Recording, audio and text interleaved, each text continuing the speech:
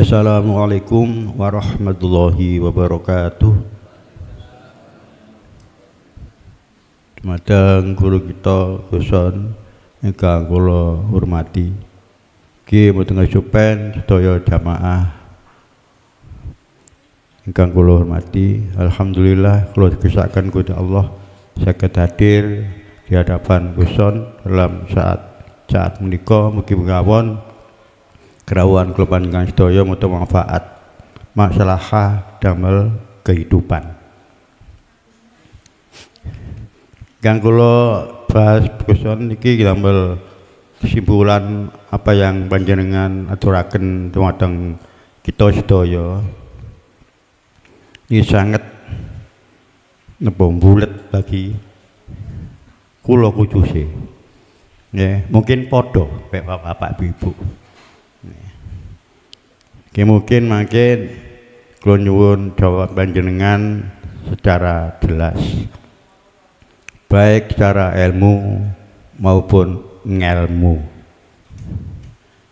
Kula ngambil kesimpulan bahwa yang awal masalah tentang ketauhidan itu awaluddin ma'rifatullah. Tanpa itu Pak, kula njenengan sedaya boten saged nglampahi apa yang disampaikan Guson terlalu secara total. Awaluddin ma'rifatullah niku awale agama. Agama dinul hak. Niku nggih. Nek boten saged pun kenal Allah, nggih. Mun tahu secara lahir maupun batin dan gani rasa niki mustahil, bulet pikiran niki.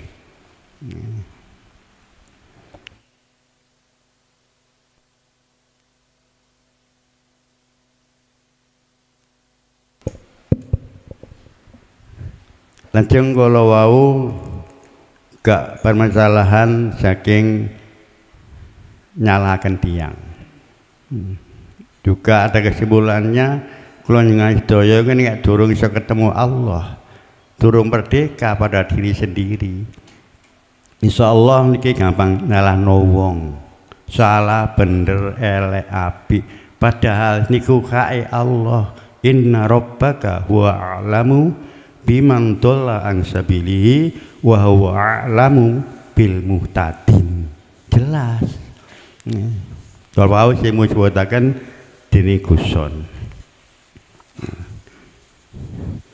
Lajeng wau tentang man arafa rabbahu, man arafa nasahu faqad arafa rabbahu. Nah, nanti ke wau man arafa rabbahu sapa ru pangerani fasadal jasad. Jasate gak ono pun gak ngaku-ngaku. Wabeh ini Allah Subhanahu wa taala. Utama 7 lapis niku. Nggih sama basor, kalam, maca ilmun, kodrat, irodat sampai hayat pitu. Nggih. Mane kadang-kadang nggih pitu ya gak ero. Nggih, senengane maca Quran niku tanggap bener. Lah maca tok gak entos kok gak ditak duit, mboten napa. Dididik Quran. Nah, kalau wau nek Quran tutu Quran kodim, kalau biyen ku bingung. Nggih, Gustur sikile Gustur niku. Al-Quran kodim wahyu minul ya tanpa dinulis bisa diwaca. Ya, gitu. Terus ini kok ya. Niku bingung niku. Lho, Quran kok gak dipun nulis nggih diterang Guson kala wahau. Gitu. Nek Quran niku Pak maca tok gantes tapi dunggul-unggulno gitu. Doa kata-kata tinggi, angkite Gusti Allah niku teko Arab ya. Gitu. Jadi kan ngoten, niku jangan cocok paham. Gitu. Nah, nek pun nika dugi kala wau man arafa rabbahu fasadal jasad merusak jasate gak ono keakuane ilang kabeh iki. Nah niki nek boten kula njenengan sedaya nggih dipelajar nggih mboten ketemu ten pundi ayo matek sak jeroning urip niki ketemu mangke.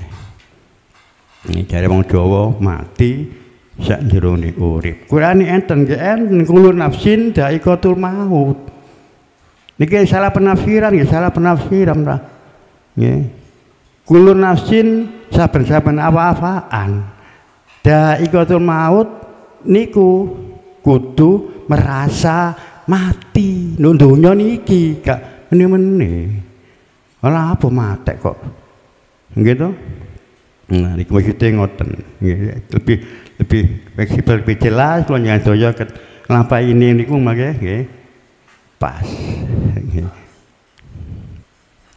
Jeng bila menika Bapak Ibu sedaya, kalau jangan doya sedah napa nggih ditularaken bagi sedulur-sedulur khususnya anak-anak nggih. Anak bojo kayak tauhid galtul nggih. Nek masyarakat niku nggih ibu Pak akeh delono gendeng nggih gendeng bid'ah nggih klenik nek apa dilekae nek kon terus ngomong ngono anak nggih to gelem mikir insyaallah nggih nek kalau gendeng kok terima jenenge ilmu gendeng nggih to. Tapi nek sing ora akeh niku gelem mikir tafakur nang Allah Subhanahu wa taala ketemu dadi dirine Allah. Mboten apik ngolono dia. Sekalian kang pungkasan kula nyuwun dengar hormat dumateng Guson nggih untuk menyampaikan hal kula niki lho khususé dateng sedulur-sedulur jamaah niki nggih yang terkandung dalam Quranul Karim maupun terkawan kodim niki nggih kados pundi pase kula niki iket nglampahi secara total tumuju hakikat. Lha kinten mekaten sanget nyuwun ngapunten kathah nggih anggen kula nyampaiaken kurang lebihnya memangnya kula nggih manusa biasa nggih kacok popo duwe sapa-sapa. Kalam. Assalamualaikum warahmatullahi wabarakatuh. Waalaikumsalam warahmatullahi wabarakatuh. Ara'aita man ittakhadha ilahahu hawahu fa anta takunu alaihi wakila. Ara'aita ana ta ningali sira Muhammad man ing atine wong ittakhadha kang dadekake sapa man ilahahu ing pangerane man dadekake hawahu ing keinginan atau ing hawa nafsune man. Muhammad, tahukah kamu bagaimana orang yang menjadikan nafsu sebagai Tuhannya? Itulah orang-orang yang belum melaksanakan mati sak jerone urip. Itulah orang-orang yang hatinya belum mau menerima Al-Quranul Qadim. Itulah orang-orang yang hatinya tidak mau alias menolak tentang dinut tauhid. Afa anta onoto sak temene sira takunu iku takunu ana sira alaihi ing atase nafsu iku wakilan dadi pelindung. Apakah bisa nafsu itu dadi pelindungmu? Wis niku sampean jawab ning ati sampean dhewe-dhewe. Mangkane setiap ayat nek sing nafsirke iku orang-orang yang muhakamah saja ya syariat tadi nih Al-Quranul Karim. Kalau yang mentafsirkan itu Allah berarti mutasyabihat manggoni secara ruhaniyah. Makanya wau didhawuhake kullu nafsin dha'iqatul maut, mati sing ya apa. Niki cara orang yang mentafsir beda, ahli tahqiq dengan ahli hijab beda. Ahli hijab, ahli syariah nggak sama dengan ahli syuhud atau ahli tahqiq, pandangannya beda. Kalau ahli hijab ke makhluk, kalau ahli syuhud ke Allah. Maut kalau ahli hijab ya mati-mati dikubur niku. Nek ahli syuhud mati iku ketiadaan diri. Tergantung kita pakai kacamata mana. Intine bagaimana kita di dunia ini kesempurnaan ilmu kuwi. Kita mulai kecil sudah dididik ilmu syariahnya untuk bisa berlaku thariqah yang benar. Nah sekarang ilmu ruhaniyah hakikatnya harus didatangkan untuk mendidik ruhaniyah ketika berthariqah itu bisa sampai makrifat. Wis kudu sampai niku duweni guru sing baik, guru ngelmu dohir, guru ilmu batin. Guru ilmu dohir ya disebut manungsa dohire, guru ilmu batin berarti ya wujud sejatine Allah ning diri panjenengan kalih kula. Nggih matur suwun atas tambahan-tambahan dari materi malam hari ini. Lanjut barangkali masih ada yang lainnya kami persilakan.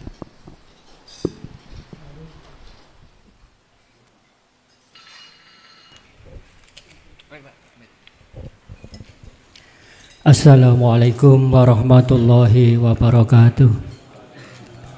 Matur nuwun atas wekdal ingkang sampun diparingaken dhamateng kula. Ingkang badhe kula tangletaken Gus.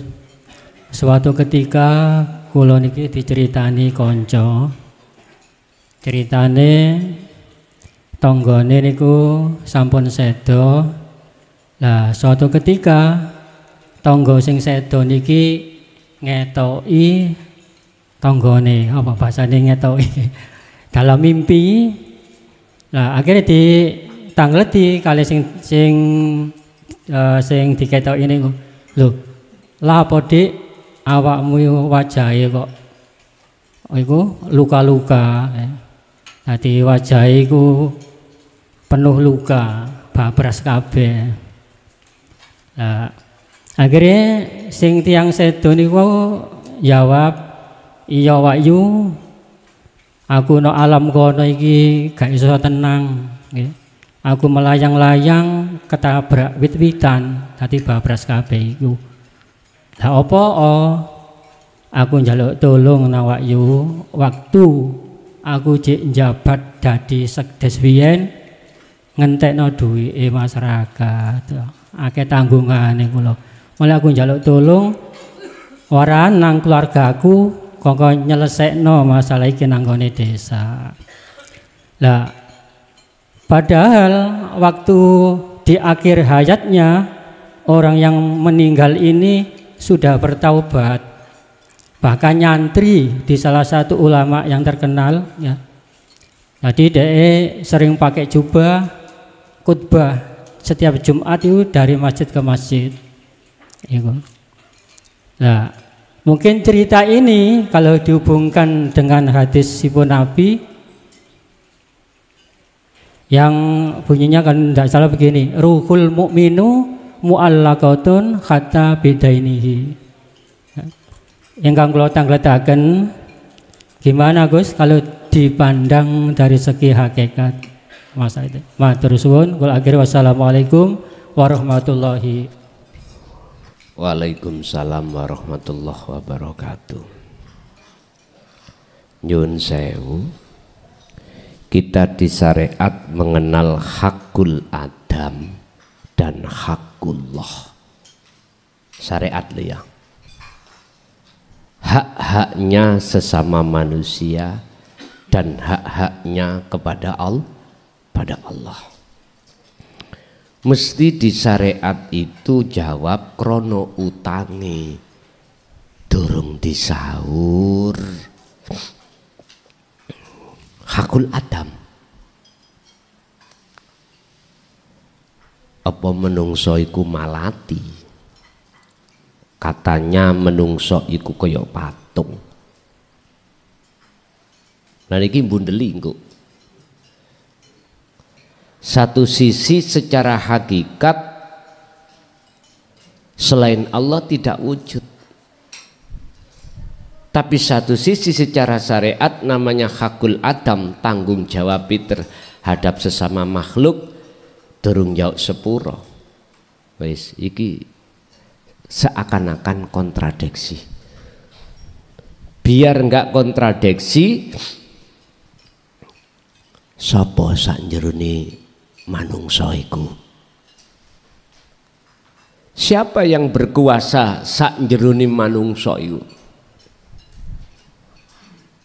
Kalau kita memandang Allahnya, berarti ini langsung urusannya pada Allah, mung wae lewat Adam atau hakul adam. Wis, kula berkeyakinan penuh tak tarik dari sisi hakikat taubati iku taubatan kulit. Ruhaniyahnya belum mutu qoblal maut, belum melaksanakan mati sak jerone urip. Aku yakin pun itu.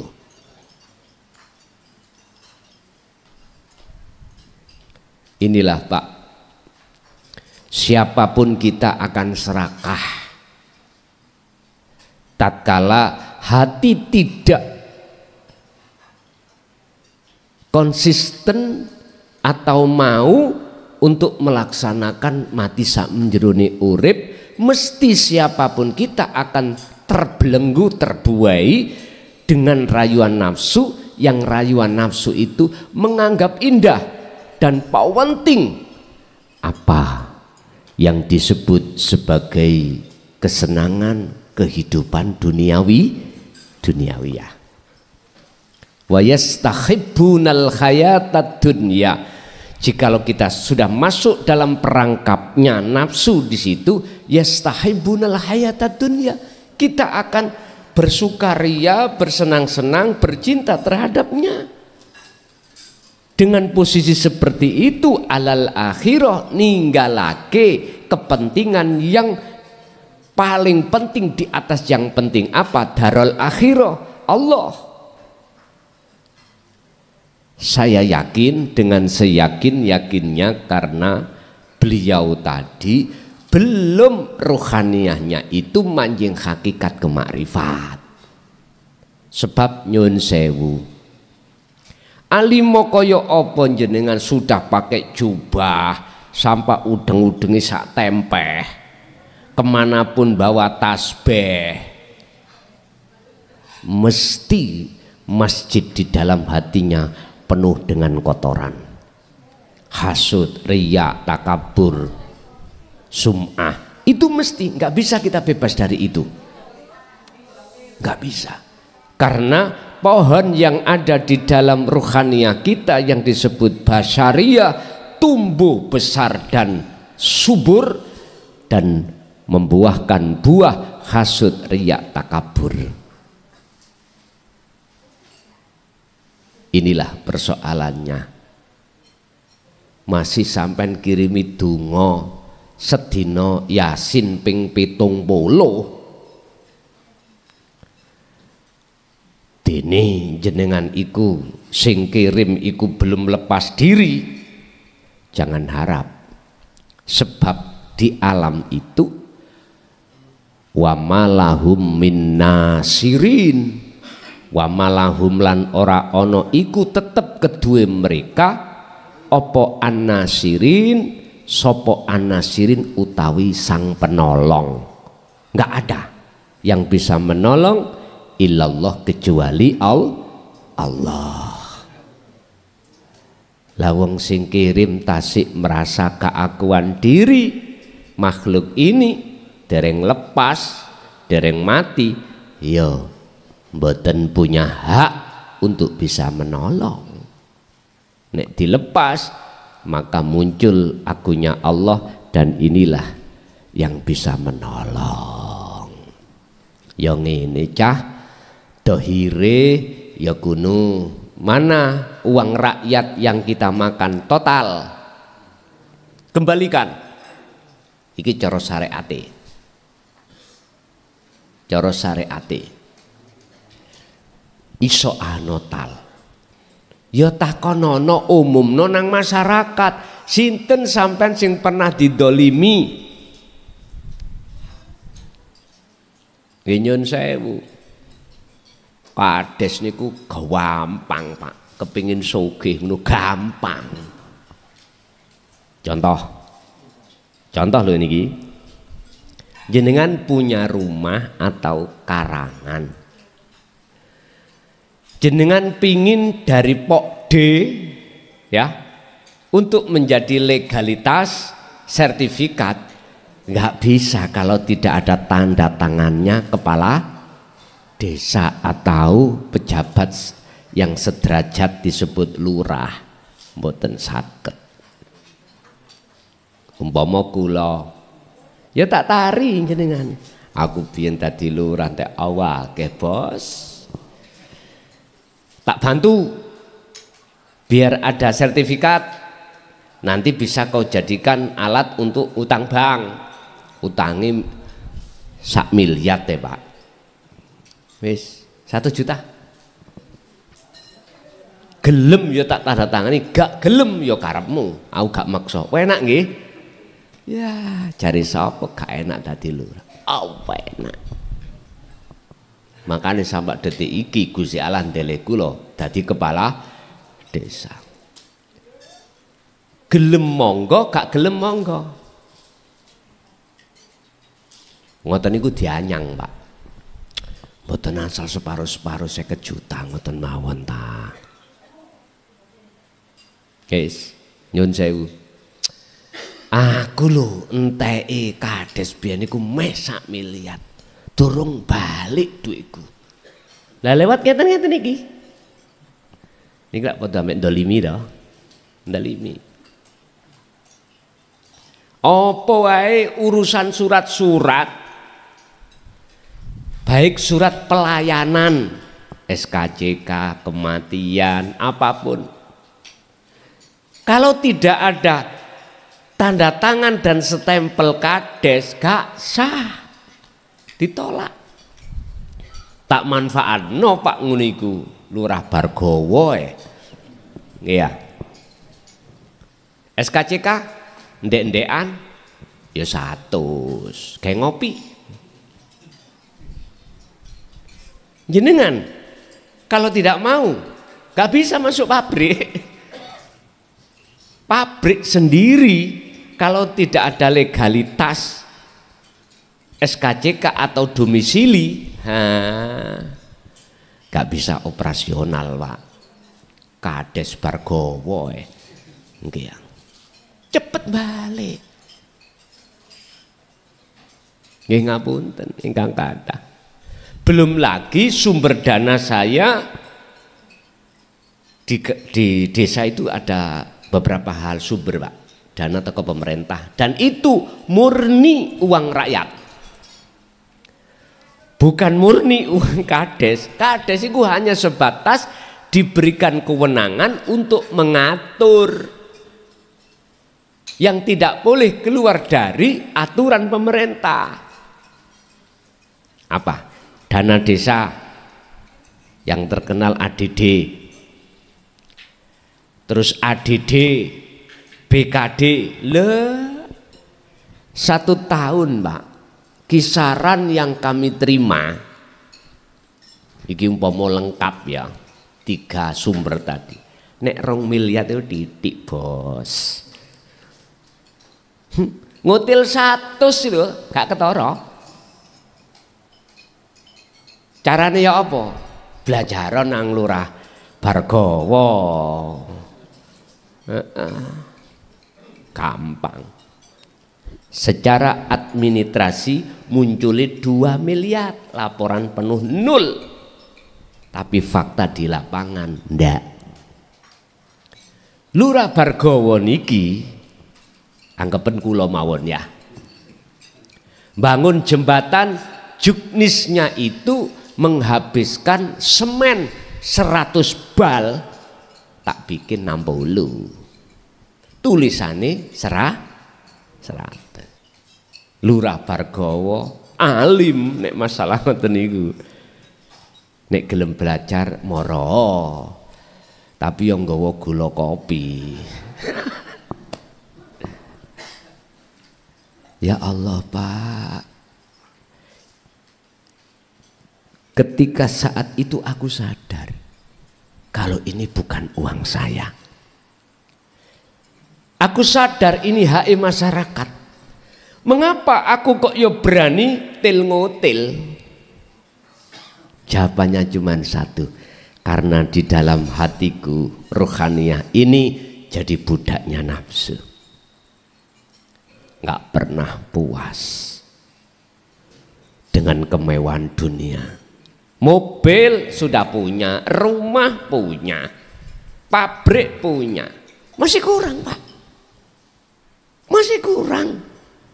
Sampai wong lanang sing licik lho niki, sugih sembarang, licik ambek wong wedok, jajan nang jaba. Zina toh? Zina. Mbok yo ngomong terang-terangan nang garwane, Dik, aku gak tuso bojo siji. Oleh ha. Kula ngrabi maneh wong liya. Tak wuru ibu sampean jawab, "Nggih, tapi syaratnya aku sing milihno." Pilihno umur 70, 80, ngoten Bu. Tapi nek sampean garwa sampean mengatakan, "Ojo Mas." Ya ojo pola-pola. Sampean nekat. Nuruti nafsu. Jenengan. Geger mesti. Bojo sampean wis kagungan anak, ya toh? Mesti mureh-mureh engko. Wis ta. Mending ngomong nek oleh berangkat, nek gak oleh gak usah berangkat. Ya iki jenenge wong lanang geblake mbing. Nggih. Duwe kepinginan, faktor ada untuk beli rumah ada, beli mobil ada, untuk belanjani ada, tapi wong wedok dereng kersa. Dereng kersa. Nggih pun. Sampean pingin untuk gak berlarut-larut dengan nafsu dalam dirimu yang membuat kekotoran hati, satu jawabannya, sibukno atimu berzikir. Wis. Walaupun garwamu gak ngongsali, gak ndadekno atimu susah. Wis, anteng teko dikire sampean akhire wis gak aneh. Ngoten Bu nggih. Mangkane Bu garwa sampean wuru ana zikir. Cek gak aneh-aneh. Jadi Pak, secara syar'i keluarganya, ahlinya, anak istrinya wis kudu apa? Mensiarkan terhadap warga. Sopo sing pernah didolimi dan atau uangi sopo yang pernah diselentem, nek gak rido gak ikhlas ya balekno. Sak duwene apa dolen. Anak kudu ngono, Pak. Ketika orang tua meninggal, ojo gopoh royokan warisan. Gupuwo bapak iki duwe utang apa enggak? Nek duwe utang selesekno teko harta warisan dulu. Banjur dumen, banjur bagilah rapopo. Saiki kebanyakan anak itu enggak mau tahu apalagi yang berurusan dengan bank. Wis. Iku bapak. Aku gak ngerti bapak ben utang sampean apa ndak, gak ngerti. Padahal iki hak ndek utang. Kita anak itu kadang-kadang gitu. Gopoh ngeroyok warisane, lali gak bahas utange bapak. Ya iki akibate wis. Mari disiarno, ada yang membawa data yang positif, udah. Mana harta warisane yang masih ada? Udah. Jikalau jenengan sebagai ahli waris dikatakan anak yang soleh kok yo ada buat untuk nyaur, yo hartamu itu kasihkan. Tidak cukup dengan itu, jenengan harus menjadi anak yang soleh. Untuk kirim dungo, gak isok moco dungo, hartanya itu sampai sodakononi majelis taklim, musola, opo pondok, opo masjid, tapi sampai harus berdasarkan hati bertajali baru selesai niku mengke. Boten bundas kabeh, boten catu-catu nanti. Ya udah. Kan sesuai hadis Rasulullah, idza matabnu adama inqata'a. Semua terputus kecuali 3 perkara. Sedekah jariyah ya wis gak ono, ilmu yang bermanfaat secara hakikat juga nggak ada, tinggal anak soleh niki delemburi yang selalu mendoakan. Artinya soleh hati sudah anak itu sampai makrifat Allah, sehingga ketika dia kirim dungo hatinya itu lepas diri sudah. Berarti Gusti Allah toh sing nulung niku bukan anak. Begitulah. Jadi pandangan hakikat, walaupun secara dohir dia wis jubahan khutbah ngalor ngidul tilawatil Quran bandawino, kalau ruhaniyah kita belum lepas dari sifat-sifat yang tercela, yaitu jadinya. Jadi bisa lepas semuanya itu hanya jenengan berkholwatlah. Lakuwo mati sak jerone urip. Nggih. Masih ada?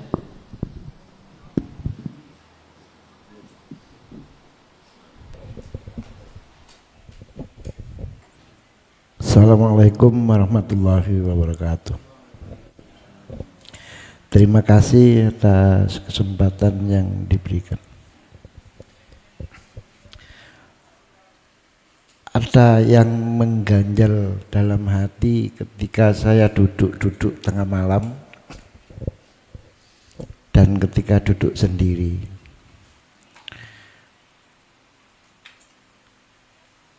Yang terbersit dalam hati, bagaimana diri ini bisa mendapat ridho dari Gusti Allah, sementara kita tiap hari bergelimang dengan dosa yang tidak bisa kita hindari.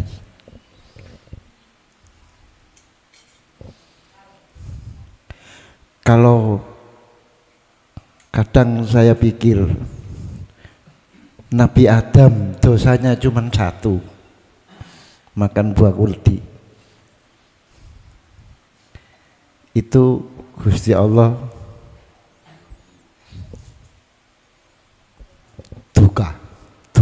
marah.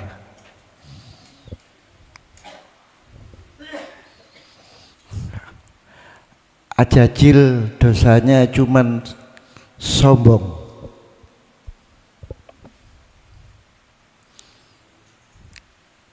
tidak mengakui dan merasa dirinya lebih dari Nabi Adam, Gusti Allah itu marah. Sementara Harut dan Marut itu iri kepada manusia. Dengan Allah diturunkan ke dunia menjadi manusia. Dengan balak yang diberikan oleh Allah, dia tergelincir dalam lembah dosa dan dihukum sampai sekarang. Sementara saya hampir tiap hari melakukan dosa. Kadang secara tidak sengaja kita merasa sombong, merasa lebih dari yang lain karena kesempurnaan yang diberikan oleh Allah. Kadang merasa kita lebih hebat karena ilmu-ilmu yang diberikan oleh Allah kepada kita. Ketika kita berkumpul seperti ini, keinginan untuk mendekat kepada Allah itu besar dan tinggi sekali, termasuk kerinduan untuk bertemu. Tapi ketika kita berjalan di tengah jalan dan bekerja di dalam pabrik, apa yang terjadi? Apa yang kita lihat? Hampir banyak dosa yang kita lakukan. Dosa kita banyak. Mungkinkah dengan dosa yang banyak ini kita bisa mendekatkan diri kepada Allah? Dengan cara apa? Agar kita bisa dikenal oleh Allah, karena kita ingin mendekat dan bersama kelak dengan Allah. Terima kasih. Ketika iblis sudah dicap Allah sebagai makhluk yang durhaka, hanya tidak mau sujud kepada Adam, Ajazil atau iblis buka suara, ya Allah, ya Tuhanku, berilah aku dua kewenangan. Pertama, janganlah aku jenengan bunuh sampai hari kiamat. Ya. Yang kedua, berilah izin terhadapku untuk menyesatkan Adam dan seluruh anak putu Adam. Ya. Akhirnya muncul dawuh Allah surat Shad ayat 82-83 atau surat Hijr ayat 39-40. Surat Shad ngomong, kola ngomong sopo iblis nafsu, fa izzatika mongko kelawan kemuliaan panjenengan ya Rob Allah, la uhwiyannahum mongko yepti bakal nyesatake ingsun hum ing Adam dan anak putu Adam jami'an kelawan sekabehane. Niki Pak, iblis menyesatkan itu atas dasar sifat mulyane Allah ngizini terhadap iblis.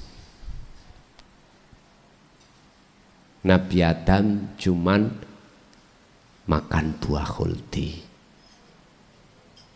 akhirnya diusir. Iblis hanya karena tidak mau menjalankan perintah Allah sujud terhadap Adam, diusir. Kita gak hanya tiap hari tiap detik manusia itu. Kita setiap saat dan waktu gak ada keinginan untuk takarrub, mendekatkan diri dan bertemu Allah. Akibatnya hati kita ngaku. Sing alim takabur dengan alimi. Wow, nek aku gak jelas, jelasno ilmu hakikat iku. Mbok nian. Wis. Nafsu iblis itu sampai kapanpun akan bertengger di dalam hati kita, Pak. Yang sugih, yang ngono, sugih dunya, takabur dengan sugih, riak dengan sugih, hasud dengan sugih. Hanallah, sing duwe jabatan kades, takabur dengan kadesi, melaku ngalor ngidul mengkerik, bukan mengkerik jasate, atine sing mengkerik nang ngene Gusti Allah.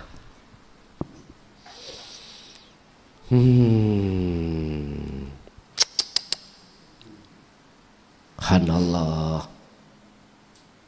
Makanya mengapa Kanjeng Nabi iku mewajibkan kita untuk taklim muta'alim, belajar mengajar khusus tentang ilmu akhirat. Ini mendorong kesadaran diri kita untuk supaya ada keinginan mendekat dan bertemu Allah. Oke, waktu di majelis eling, wis, boso waktu kita kerja, waktu kita gembul makhluk lain, wis lah. Dari berbagai kesalahan-kesalahan yang tidak pernah henti, pertanyaannya, apakah Allah ampuni itu dosa? Yang dosa kita melebihi daripada dosanya iblis, yang melebihi daripada dosanya Nabi Adam. Nyun sewu, buah khuldi ku takwilan, Pak, isyarah. Artinya apa? Bukan buah khuldi apa yang didoktrin dan dituduh di dalam hukum syariat rupa buah terus diemplok. Itu pandangan syariat memang begitu.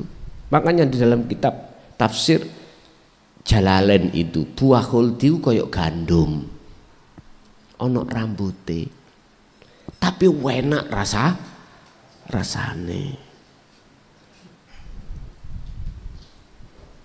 Yaiku jagung, cara saiki jagung lan rambutnya itu, Pak.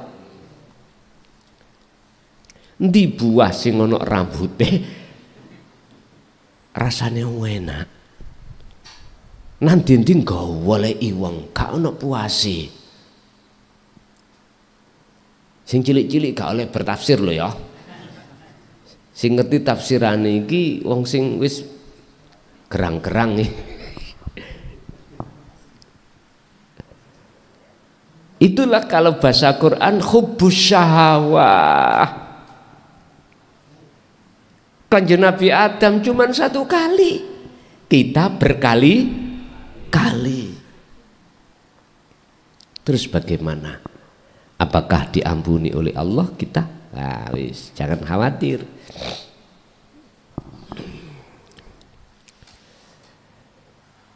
Fattabi'uni yuhibbukumullah wa yaghfir lakum dzunubakum.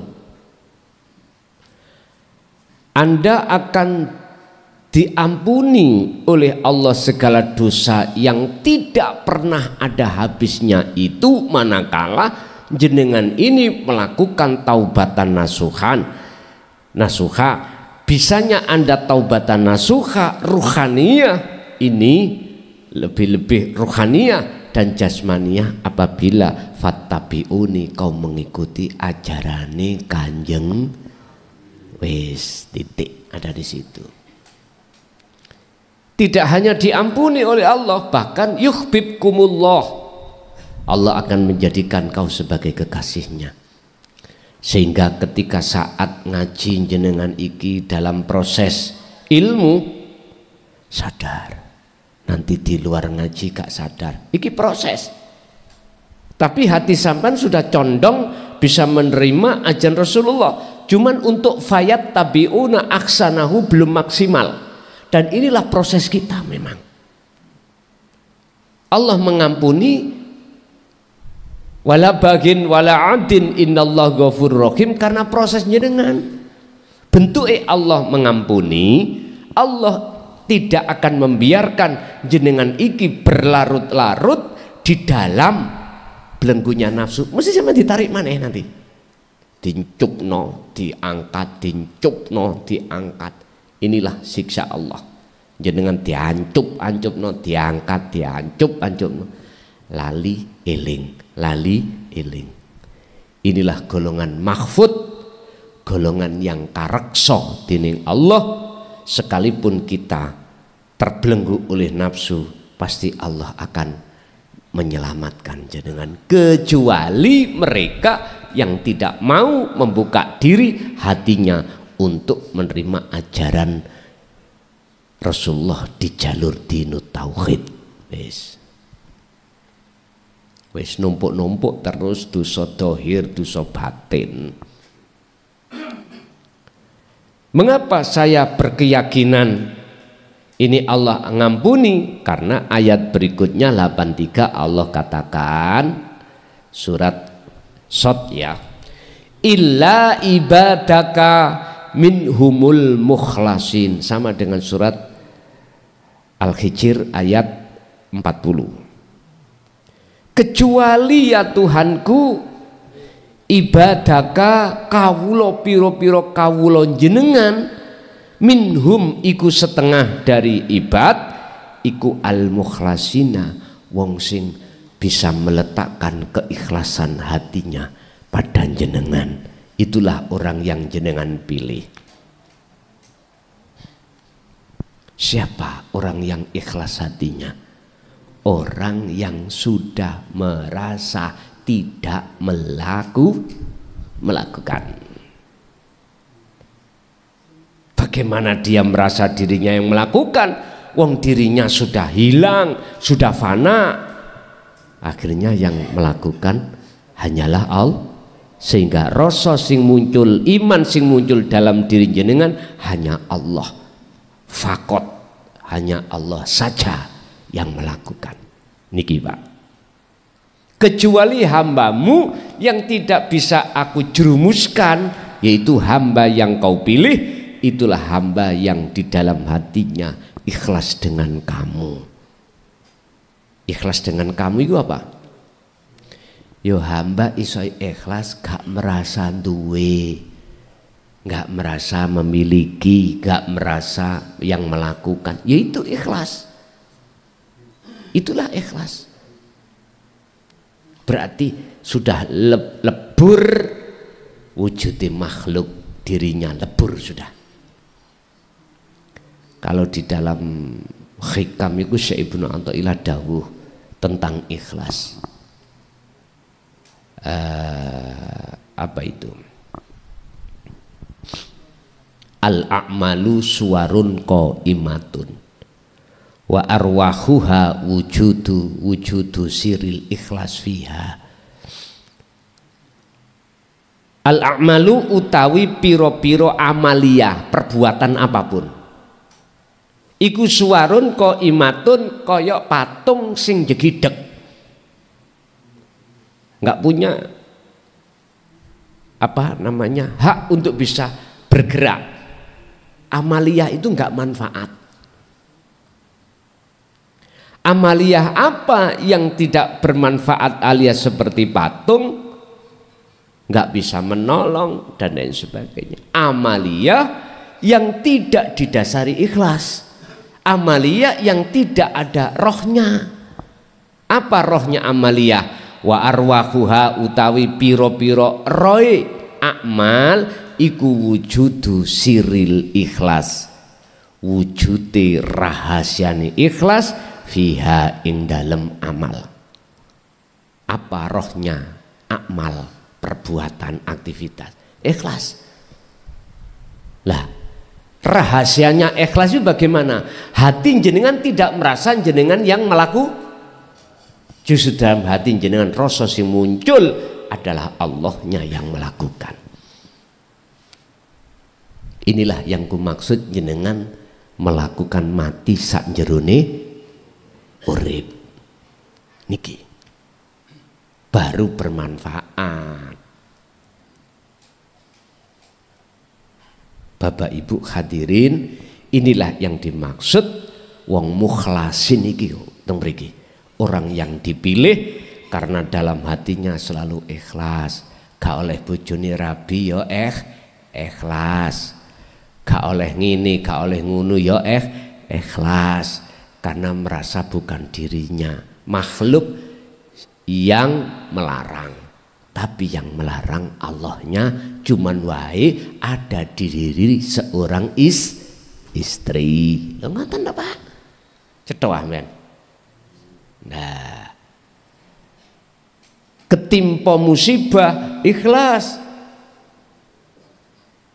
karena sudah tidak lagi hati sampean melihat musibahnya, tapi melihat sang pelaku, yaitu Allah yang menguasai musibah. Jikalau kau melihat Allahnya, laksana seorang pemuda diantem oleh seorang gadis yang cantik sedunia dengan batu, sakit Pak nggih?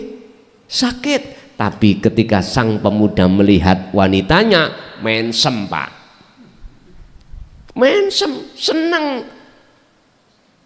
Rasulullah kalah dengan sifat jamalnya anak cantik. Wow. Sama. Dengan ketika memandang Allahnya, sampai nggak bisa muring-muring walaupun musibah, karena sampai tersilaukan dengan sifat jamalnya Allah. Ini makanya mengapa kecelakaan di tengah jalan tubrukan kok saling njaluk bener, karena gak memandang Gusti Allah. Wis saling gak terima Pak.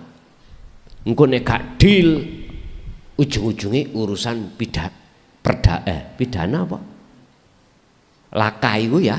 Laka nek diterusno dadi pidana. Wis. Wong di penjara itu ditengarai salah. Engko nek wis mulai masih sing memenjarakan yo mikir-mikir pusing Pak. Akhirnya sudah enggak hubungan lagi. Lah ngoten nggih? Akhirnya saring loro ning ati. Ya Allah Pak, akhir dendam.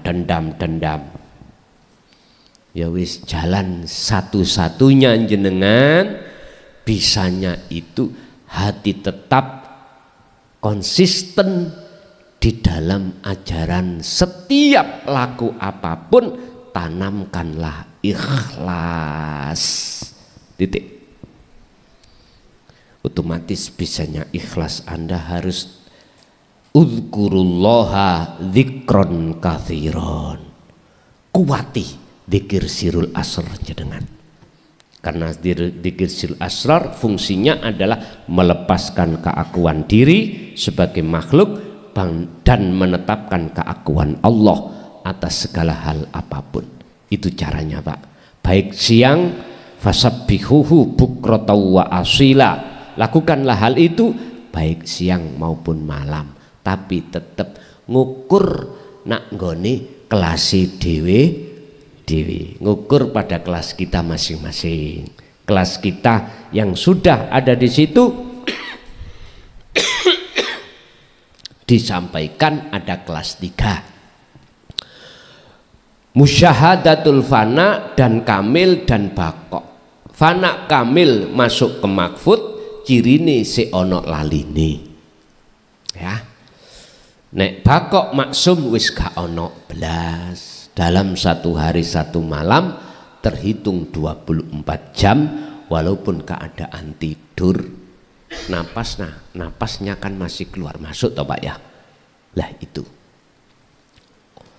Lah miturut sistem keilmuan pindahnya dari fana ke kamil, kamil ke bakok itu dari ilmu lo ya. Tekune jenengan dikir. Tapi dari sisi Allah ndak, karena rahmatku, gak karena dikirmu. Iku maksudnya supaya kita dikir itu sudah melepas gak merasa kita yang bisa dikir. Berarti sing dikir sing iling sapa? Gusti Allah dewi. Pun notok pun niku. Oke, mungkin Ibu ada Bu?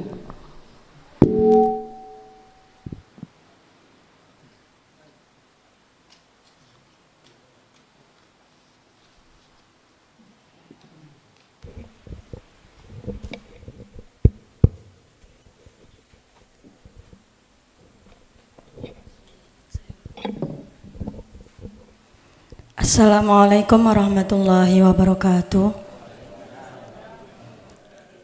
Matur suwun sangat atas kesempatan yang diberikan ke saya.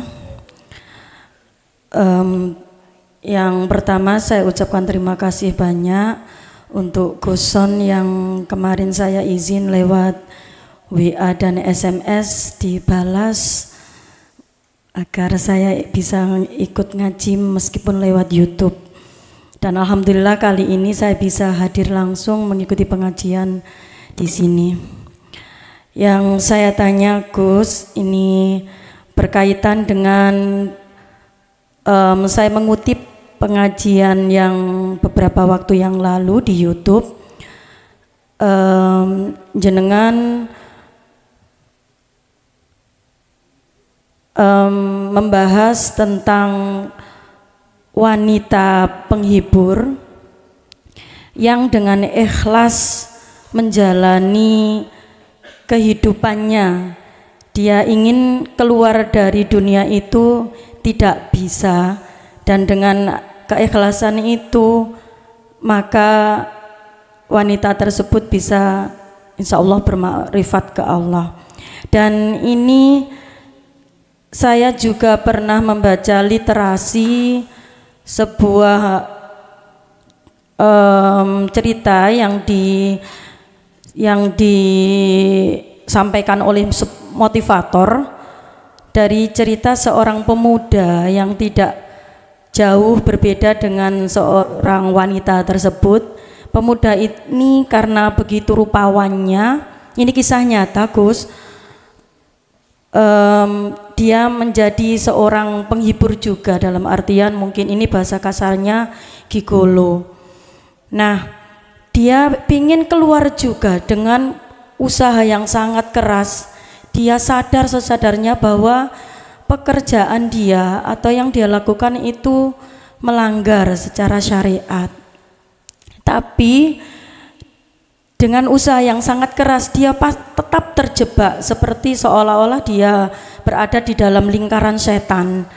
Dan akhirnya si pemuda ini ingin hanya ikhlas. Akhirnya dia sudah mentok ikhlas menjalani kehidupannya, tapi dia ingin sekali dalam hatinya itu terbersit suatu saat umroh. Dan alhamdulillah dikabulkan Allah Gus. Pemuda ini bisa umroh dan meninggal di Mekah saat itu. Nah, ini yang saya tanyakan Gus, apakah bermakrifat ke Allah itu bisa tanpa jalan atau tanpa melakukan hukum syariat seperti itu Gus? Karena dengan cerita yang di pemuda tadi, dilihat kok baik akhirnya gitu Gus. Begitu yang saya tanyakan. Terima kasih sebelumnya. Wassalamualaikum warahmatullahi wabarakatuh. Warahmatullahi wabarakatuh. Ini pertanyaannya ekstrim ya.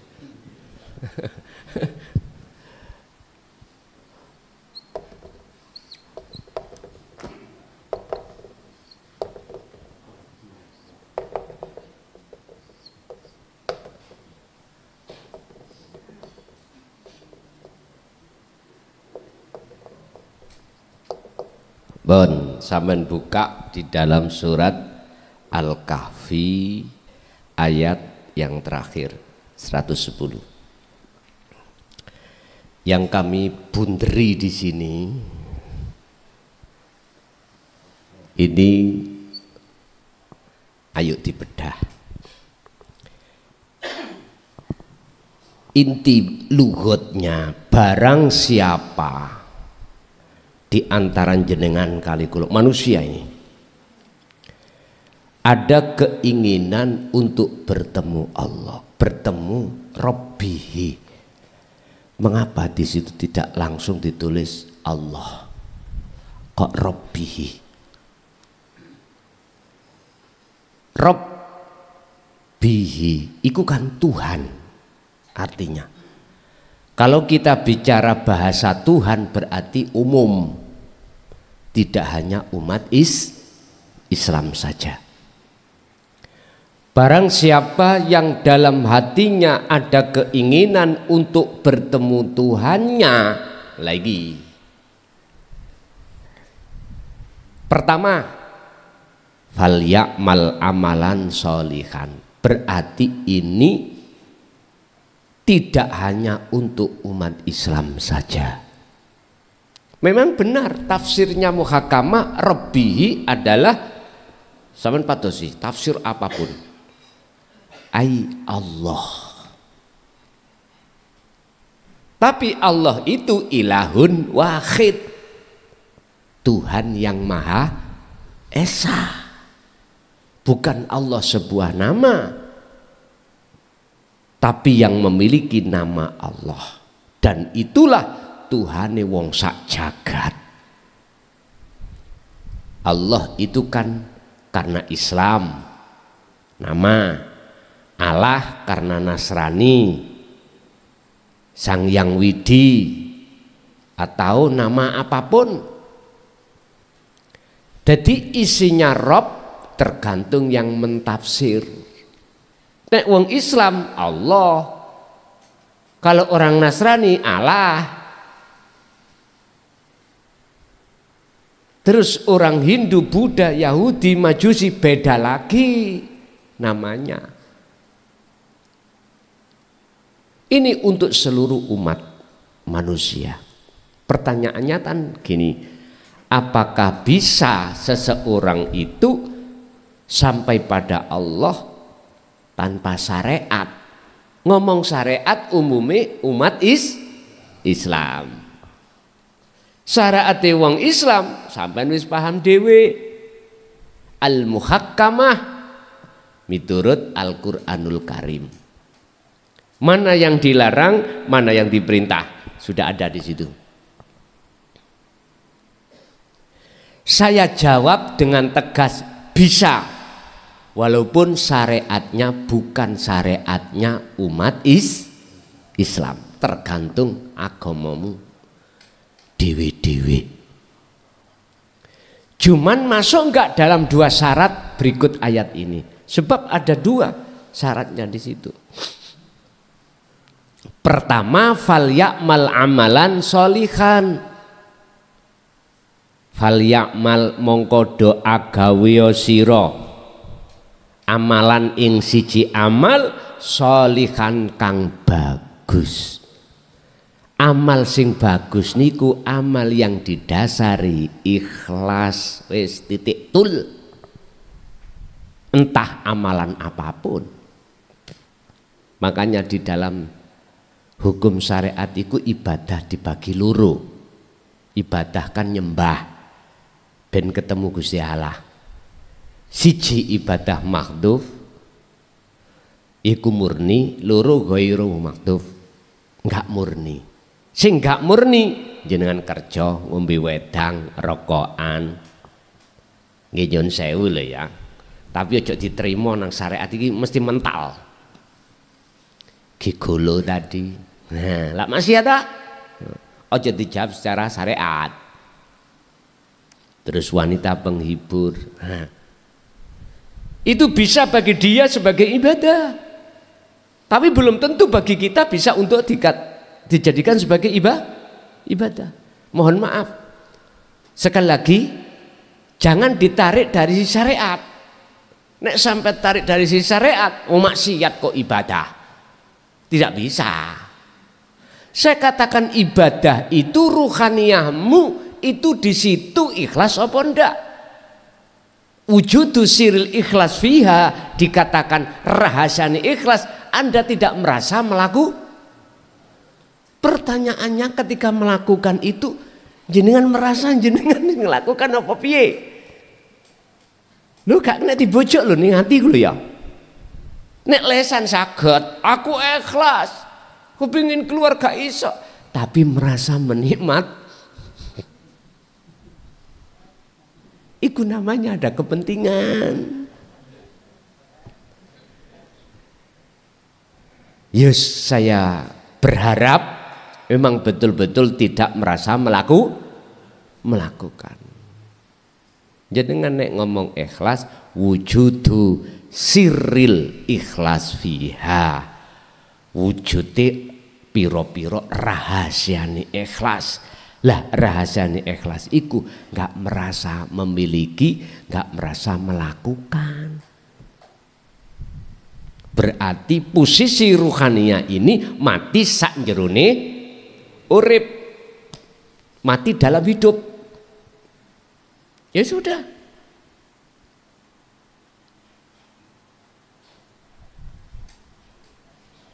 Kalau ini hati ruhaniyah jenengan ini betul-betul seperti itu, maka target perbuatan bagus ruhaniyah jenengan iki masuk. Tinggal pertanyaannya jasmaniyah, fal ya'mal amalan sholihan apa ndak? Dan ini miturut hakikat tidak dijadikan sebagai syarat mutlak jasmaniyah ya. Fal ya'mal amalan sholihan. Mohon maaf. Tapi secara syariat mutlak harus. Ibaratnya ini, sampai dahar piringe kotor, ono teleki wedhus, teleki kucing, teleki bebek. Terus di tengah-tengah telek-telek iku mau ada nasi. Sampai lak gak makan teleknya toh, makan nasinya di piringnya kotor. Sampai hanya makan nasinya. Nek kolu monggo, kula mboten nyalahno. Tapi hukum yang terjadi di tengah masyarakat, hukum adat, sebelum piring itu dikasih nasi lauk pauk, yo dibersihkan terlebih dahulu. Masuk gak kroso.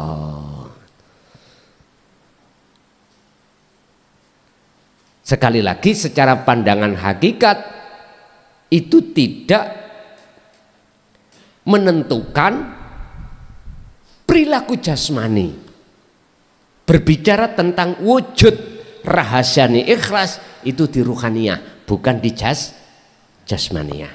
Artinya jasmaniyah laku apa wae, tapi hatimu duduk di mati sak jerone urip. Lha iku lho maksud fal ya'mal amalan sholihan. Alangkah lebih sayugjanya, lebih sempurnane nek piringe ya melok bersih.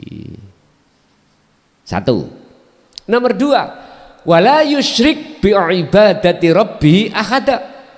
Ketika Anda melakukan aktivitas apapun yang disebut ibadah, jangan sekali-kali menyekutukan Allah dengan yang lain. Artinya jangan muncul dalam hati ruhaniyah Anda itu wujud makhluk. yang melakukan, yang berkehendak, yang wujud. Jangan muncul. Kalau muncul berarti syarat kedua tidak masuk, otomatis mboten saged ketemu Allah. Jadi saya jawab bisa Bu, walaupun tanpa syariati orang syariat. Ngapunten, di Indonesia ada ajaran namanya kejawen, kapitayan, sangkan paraning dumadi.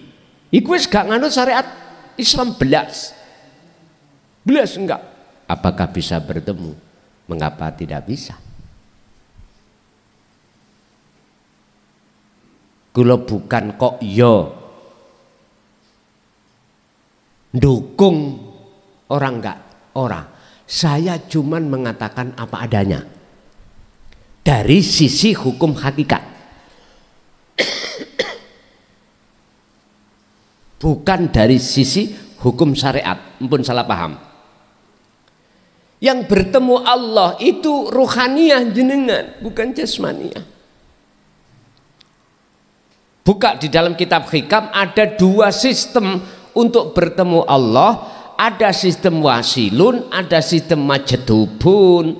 Kalau sistem wasilun itu tadi laksana piring sak segone iku bersih. Wis. Kalau sistem majedubun piringnya kotor kabeh. Artinya orang yang tidak mau untuk melakukan jasmani ini syariate wong syariat. Tapi dia memegang teguh wujudu siril ikhlas fiha laku hakikat. Iki disebut wong gendeng. Gendeng atine nang Gusti Allah. Akale melok ngebleng, akale melok gendeng pisan. Dadi wis gak doyan surga, yo gak doyan pahala. Atine mung doyan Gusti Allah. Wis terserah jenengan pilih sistem mana. Sak kersa jenengan. Makanya bahasa sistem, dua-dua sistem niki ada di syarat pertama, fal ya'mal amalan sholihan. Berlakulah kau dengan amalan yang bagus. Bagus indanas atau au indallah. Terserah. Kedua-duanya monggo. Nek bagus munggu menungso, ya tinggal no larangan, jalankan perintah. Bagus munggu Allah, letakkan ikhlas di dalamnya. Wis. Jenengan gembul masyarakat yo nyaman. Hakikat sampean yo nyaman, sebab masyarakat tidak tahu keadaan rohaniah sampean itu adalah kekasih Allah. Nek jasmania sampean mungguh menungso, wis tinggalkan apa perintah, jalankan apa larangan, dadi unen-uneni wong liya ora tahu ambu masjid kepek matek kok ya disolati moh ngaten. Lah ngaten nggih. Biyen waktu uripe moh salat, saiki kok malah njaluk disolati, ditahlili, di ngene-ngene. Halo, hati-hati ya, kita tidak tahu kalau itu kekasih Allah. Monggo Allah. Banyak Pak kekasih Allah itu yang tersembunyi. Allah tutupi dengan berbagai cara supaya tidak ketahuan orang lain. Bagaimana mungkin kita akan tahu itu kekasih Allah, lawang kita bukan kekasih Allah? Nggak bisa, nggak sah. Bagaimana mungkin kita buta mata ini bisa mengatakan orang lain itu tidak buta atau buta? Nggak bisa. Karena kita sendiri masih buta, nggak bisa. Kamu melek apa gak roh?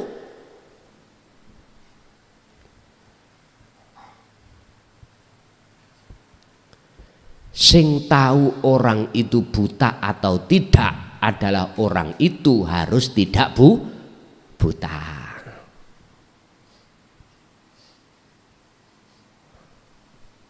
Makanya dalam satu makalah yang tahu wali kekasih Allah ya juga kekasih Allah. Disitulah la ya'riful wali ilal wali. Di situ kita ikuti tirok. Oh si A iki waline Allah, tondo-tondone iso mlaku ndukur banyu. Nang Mekah sak jangkah. Ngomong mandi. Makane didadekno dewan penasehat sedunia. Pret. Nggih ngomong, mohon maaf. Kalau kita bicara kekasih Allah itu tondonya tidak itu, Pak. Bukan di kasaf karomah itu, bukan.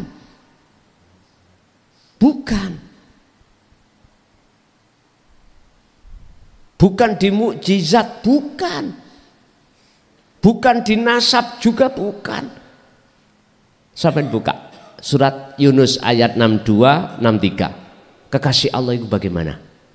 La khaufun alaihim walahum yahzanun, yaiku alladzina amanu wattaqau. Intine wong-wong sing atine padha ikhlas dateng Gusti Allah. Pun iku amanu percaya, wattaqau sekaligus dia bertakwa, ikhlas tadi. Otomatis la khaufun, dia tidak akan terasa takut apa hari besok-besoknya itu. Walahum yahzanun, dia tidak gelisah dengan apa yang sudah terjadi. Dik wingi-wingi jenengan dicatoni wong dendam, iku mboten enten. Dik wingi kemarin-kemarin jenengan iki dilarani anak bojo, wis gak dendamane, enggak, dhisik dendam, masya Allah, awas ya, gak tak kei warisan tak coret, kuwi teko ahli warisku, mana, suaminya selingkuh, wis gak gelem aku, njaluk pegat, ya apa pegat, wong lanang gak sitok, wis gak ono, wis dendam. Abot nggih? Abot. Tapi saabot-abot kaya apa? Nek sing ngangkat iku Allahnya enteng. Sak enteng-entenge ya apa nek rumangsa hambane sing ngangkat abot. Wis. Nek sik rumangsa kita Pak makhluk. Udahlah. Saentenge kaya apa ujian dadi abot. Padahal Allah katakan, aku tidak akan memberikan ujian pada hambaku di atas kekuatan kemampuan hambaku. Iku maksudnya apa? Abot ambek enteng dikembalikan kepada diri kita. Muncul akune Allah apa akune hamba. Wis kari ngoten lho. Jadi Bu, berhubung itu pakai bahasa Rabbihi, agama apapun bisa sampai ke Ahad, ke Esa, tapi syaratnya harus dua ini tadi. Nah, sebelum jenengan melakukan syarat yang pertama fal yakmal amalan solihan, dan syarat kedua ngilmu dipahamke dulu. Jret. Menurut orang Nasrani ilmu ketuhanan menuju Esa bagaimana? Diajarkan kan enggak? Diajarkan atau tidak? Jenengan yang tahu, yang beragama Nasrani. Dalam Islam diajarkan enggak? Anda sendiri yang tahu. Di Hindu, Buddha diajarkan enggak? Untuk menuju kesempurnaan. ketuhanan yang Maha Esa? Kalau iya, dari berbagai agama pun Anda pasti bisa. Buktinya Rabbihi. Tapi ada juga di dalam Al-Quran itu tidak memakai Rabbihi, berarti ini bersifat khusus umat Islam. Wa man kana yarju liqa Allah, Al-Ankabut ayat 5, tidak memakai Rabbihi, langsung Allah, berarti untuk umat Islam. Jelas nih. Bila mana masih ada yang bertentangan dalam hati, mohon maaf sebelumnya, pakailah dua pandang kacamata syariat dan hakikat, baru nanti tidak ada gap dalam konteks cara untuk bertemu Tuhan itu seperti itu. Nggih. Nggih, Ibu tasik wonten? Cukup? Yeah. Bapak Ibu hadirin jamaah rahimakumullah, itulah apa yang Allah gelar tentang hidayah ilmu pada malam hari ini. Semoga estu dados ilmu ingkang manfaat barokah terhadap rohaniah keluarga kita ila yaumil qiyamah. Lahumul Fatihah. Bismillahirrahmanirrahim.